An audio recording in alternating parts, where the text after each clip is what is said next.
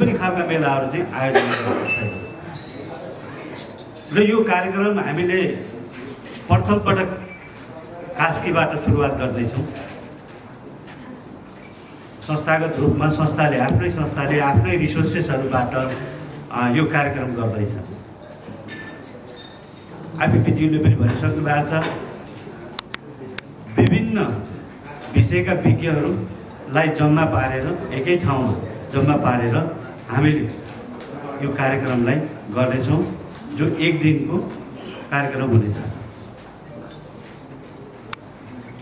हामीले एकजना +2 पढ्ने विद्यार्थी यदि उहाँ विदेशमा गएर म उच्च शिक्षा हासिल गर्न चाहन्छु भन्नुहुन्छ, उहाँलाई हामीले सहजीकरण मात्रै गर्छौँ।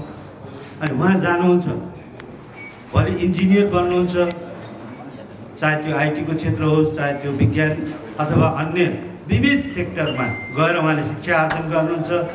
त्यो विज्ञ व्यक्तिलाई, जो एउटा व्यक्ति भइसकेका हुन्छ, विज्ञ भइसकेका हुन्छ, उसलाई पुनः स्वदेशमा ल्याएर रोजगार प्रदान गर्ने, बिल्डिङ द नेसन अथवा देशको विकासमा कसरी उपयोग गर्न सक्ने, यो कुराको विशेष हामीले जोड दिएका छौँ। यो कार्यक्रम आजको आवश्यकता पनि त्यही देखिएको छ र हामी परामर्शदाताहरूलाई एउटा आरोप के लाग्छ भने खाली तपाईँहरू विद्यार्थी मात्र बाहिर पठाउनुहुन्छ, पैसा मात्र बाहिर गइरहेको छ, देशको ढुकुटी रीति रहेको छ। त्यो होइन। त्यो विद्यार्थी जो आजसम्म जति पनि जानुभएको छ, पढाइ सकिपछि उहाँहरूले रोजगारी गरेर जुन पैसा फेरि रेमिटेन्सको रूपमा आइरहेको छ, त्यसको पनि तथ्याङ्क छ।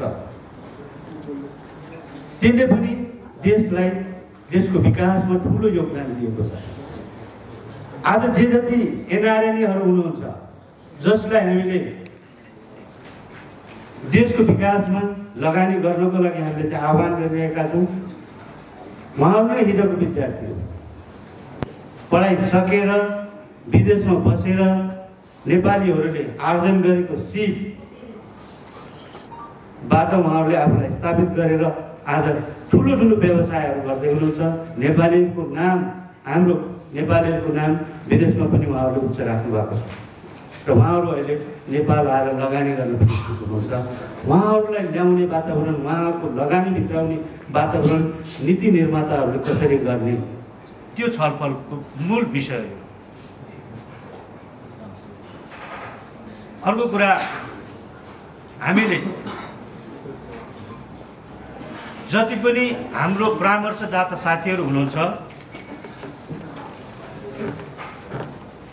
उहाँहरूलाई इक्यान मार्फत 27 वर्ष पुगिसक्दाखेरि यो ठुलो संस्था हो, पुरानो संस्था हो। यो संस्थाले धेरै अवरोह आरोहहरू चाहिँ बेहोरिसकेको छ। त्यस कारणले यो संस्थाले दिने सेवामा, यो संस्थामा आबद्ध साथीहरूले दिने सेवामा कतै पनि भुल नहोस्, भुलचुक नहोस् भनेर हामीले विभिन्न समयमा उहाँहरूलाई हाम्रो कोड अफ कन्डक्ट मार्फत पनि सचेत गराउने, उहाँहरूलाई सिप दिने, कसरी परामर्श दिने, उहाँहरूलाई कुन कुन कुरामा हामीले चाहिँ सजग गराउने, विद्यार्थी ठगिनबाट कसरी बचाउने भन्ने उद्देश्यका साथ नै हाम्रो इक्यान कास्की विगत लामो समयदेखि निरन्तर यही सवालमा हामी अगाडि बढ्दै आएका छौँ, तालिमहरू दिइरहेका छौँ।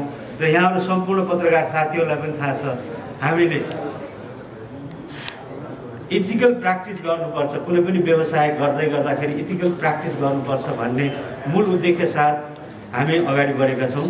र अब म यो सबैजनाको हातमा सम्भवतः यो प्रेस रिलिज, प्रेस विज्ञप्ति पढिसकेको होला। यसको बारेमा मैले केही कुराहरू भन्छु, किनभने सबै कुराहरू यहाँ उल्लेख भएको छ। मात्रै हाम्रो उद्देश्य, हामीले जुन किनोट स्पिकरको रूपमा हामीले राजेश हमालज्यूलाई हामीले निम्ता गरेका छौँ।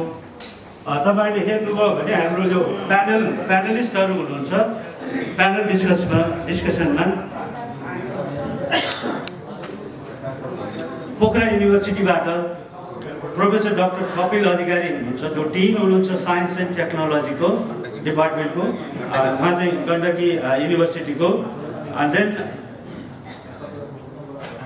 हाम्रो पोखरा युनिभर्सिटीकै हामीले चाहिँ भिसी सरलाई चाहिँ उ गरेका छौँ। अनि हाम्रो इक्यान केन्द्रको केन्द्रीय अध्यक्ष हुनुहुन्छ मिस्टर शेषराज भट्टराईले, उहाँ पनि मिडिया पर्सन धेरै एक्सपोजर भएको व्यक्ति हुनुहुन्छ। हाम्रो आदरणीय अध्यक्ष उहाँ पनि त्यो प्यानलमा हुनुहुन्छ।